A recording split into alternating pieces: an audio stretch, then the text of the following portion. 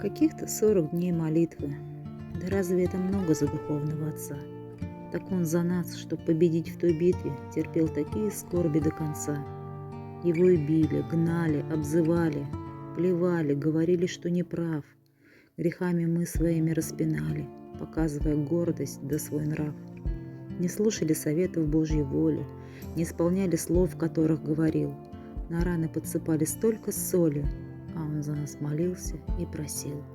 У Господа, у Богородицы прощения за то, что не послушали наказ, за все наши грехи и все падения.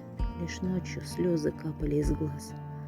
Быть может, наша очередь настала, забыв про праздники, мирские все дела, со дна подняться, жизнь начать сначала и вспомнить все напутствия, слова.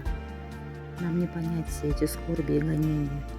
Хоть на минуту мы закроем все глаза и встанем перед Богом на колени за батюшку, за нашего духовного Отца.